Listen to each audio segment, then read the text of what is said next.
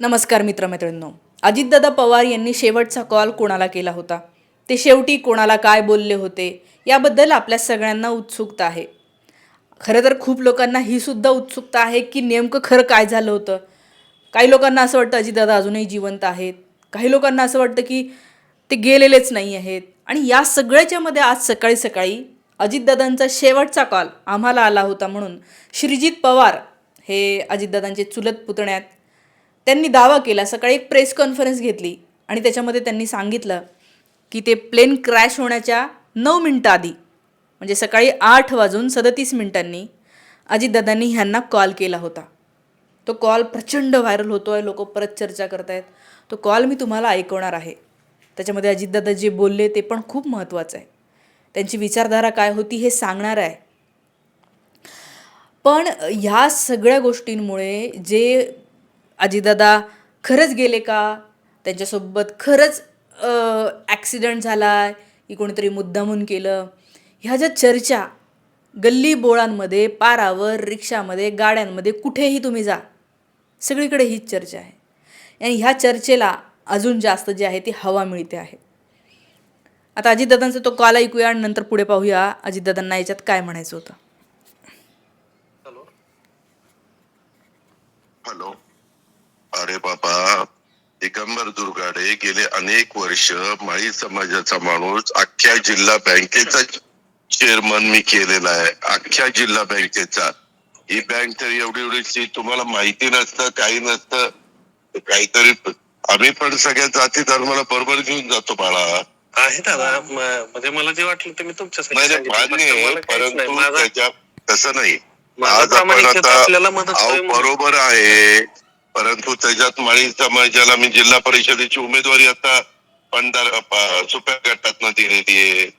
Okay. इथं OBC reservation तर बाकीच्यांनी दिलं नाही, ते तर पक्षाने दुसरेच दिलेले. त्या पद्धतीनं आपण केलेलं आहे. ओके, चालेल दादा, तुम्हाला जो योग्य वाटतो तो निर्णय अंतिम झाला. ठीक आहे, ओके. थँक्यू. Hello hello. तर या सगळ्या गोष्टीच्या हा जो कॉल आहे हा शेवटचा कॉल आहे असा दावा केला जातोय. खरं तर त्याचं CDR वगैरे घेतल्याच्या नंतर, चौकशी केल्याच्या नंतर नेमकं कळेल की हा किती वाजता कॉल आलेला आहे, कोणत्या तारखेला आलेला आहे आणि हा जो काही दावा केलेला आहे तो. पण त्याच्यामधून जो मेसेज दिसतोय ते तर खरंच आहे. हे कायम अजितदादांचं एक होतं की ते शेवटपर्यंत हे म्हणत राहिले की मी फुले शाहू आंबेडकरांना मानणार आहे, मी आंबेडकर आणि या सगळ्यांच्या विचारधारांना पुढे घेऊनच माझं समाजकारण करणार आहे, राजकारण करणार आहे. तुम्ही कितीतरी त्यांचे रील व्हायरल होताना बघितले असेल की अनेक ठिकाणी लोक त्यांना जय भीम जय भीम करतात आणि ते सुद्धा जय भीम करत प्रत्येकाला अभिवादन करताना दिसत आहेत. असे आज सत्तेत बसलेले कुठलेही लोक करताना दिसत नाही जे अजितदादांनी केलं. आणि त्यामुळे लोकांनी खूप कमेंट केलं. लोक म्हणतात की बघा काय म्हणाले दादा शेवटी सुद्धा, की मी जातीपातीचं राजकारण करत नाही, मी जातीपातीच्या दलदलीमध्ये अडकत नाही, मी जातीभेद मानत नाही, सगळ्या समाजाला मी घेऊन चालतो. शेवटी ते जे म्हणाले की मी जिल्हा बँकेचं अध्यक्ष केलं माळी समाजाच्या व्यक्तीला, तिथे कारण OBCचं आरक्षणसुद्धा होतं. ते हेही म्हणतात की इतरांनी जरी OBCचं आरक्षण असताना OBCला दिलं नाही, कुणाला उभं केलं. ते म्हणतात की अरे बाळा मी असं नाही करत. त्या वाक्यामधून खरंच सच्चेपणा जाणवतो आणि मला असं वाटतं की लोकांना जे आवडत आहे ना, याच्या खालच्या कमेंट्स बघितल्या ना, लोक अजून उत्स्फूर्ततेने इमोशन्स आपल्या व्यक्त करत आहेत. दादा परत परत सांगत होता तुम्ही की जातीपातीचं राजकारण करत नाही, पण लोकांना चालत नाही. काही लोक म्हणतात दादांचा घातपात केला असेल तर त्याला कमीत कमी 1/2 कोटी लोकांचा तळतळाट लागेल, 100%. जर हा घातपात असेल तर तळतळाट लागेल असं सुद्धा म्हणत आहेत. घातपाताविषयी सुद्धा चर्चा केल्या जात आहेत. काल अमोल मिटकरी यांनी सांगितलं की प्रश्न आहेत, इन्व्हेस्टिगेशन झालं पाहिजे. त्यांचा शेवटचा CCTV फुटेज आलेला नाही आहे. एअरपोर्टवरचा जेव्हा ते बसले त्या विमानात CCTV फुटेज असेल ना, तो सगळा डेटा असेल, त्याचं काय लोकांच्या समोर आलं पाहिजे. ज्या पद्धतीने तिथून ते विमान उचलून नेलं, ते सगळे सांगाडे उचलून नेले, इन्व्हेस्टिगेशन कसं होणार आहे खरंच माहिती नाही आहे. पण ही सरकारची जबाबदारी आहे की लोकांच्या शंका दूर करणं, शंका उपस्थित करणं हे काय चुकीचं नाही आहे. कारण माणूस दिसलेला नाही आहे, माणसाचा चेहरा नाही दिसलेला आहे. इतकं भयंकर डिस्ट्रक्शन होतं की.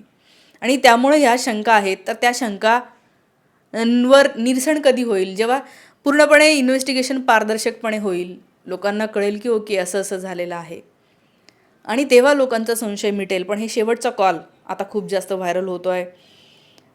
काही लोक म्हणतात, दादा खरंच तुम्ही माळी समाजाचा खूप विचार करत होता. शेवटच्या कॉलमध्ये पुरंदरच्या माणसांचं नाव घेतलं असं ते म्हणतायत. काही लोक हेही म्हणतायत की विमानामध्ये असा कॉल वगैरे होऊ शकतो का. तर विमान उतरायच्या काही 10 ते 15 मिनटं आधी म्हणजे कॉल वगैरे लागतात, रेंज पण आलेली असते विमान एका सर्टन याच्यातनं खाली उतरायला लागल्यापासून. आणि इवन विमान सुरू झाल्यानंतर पण काही काळ रेंज राहते. काही लोक असं म्हणतात की विमानाचा तर आवाज येत नाही आहे. विमानाचा आवाज बाहेर येत असतो, आतल्या लोकांना विमानाचा आवाज नसतो येत. आणि त्यामुळे माहिती नाही, पण येस याची चौकशी झाली पाहिजे. काय असेल, दूध का दूध पाणी का पाणी, हे असं असं क्लिअर कट दिसलं तर लोकांच्या शंका मला असं वाटतं की संपतील. या सगळ्याबद्दलच्या तुमच्या प्रतिक्रिया कमेंट करून नक्की सांगा. या सगळ्या याच्यातनं कमेंट्सवरनं तर हेच दिसतंय की महाराष्ट्र अजूनही दादांच्या जाण्याच्या दुःखातून सावरलेला नाही. खरोखर मला सुद्धा अजूनही कळत नाही की करमतच नाही आहे हे. थोडा थोडा वेळानंतर असं होतं की अरे काय झालं. सतत ते व्हिडिओ समोर येतात आणि वाईट वाटत राहतं की अरे किती चांगलं काहीतरी होतं आणि काहीतरी छान झालं असतं, चांगलं झालं असतं. या सगळ्या भावना आहेत आपल्या सगळ्यांच्या. आणि अर्थात जसे जसे दिवस पुढे जातील तसे त्यातनं बाहेर येतील. त्यांची फॅमिली माहीत नाही अजून कुठल्या ह्याच्यात आहे. पण या सगळ्यांना महाराष्ट्राला बळ मिळो हेच आपण म्हणू शकतो. आणि जे काय असेल ते खरं आपल्या सगळ्यांच्या समोर येऊ. थांबते.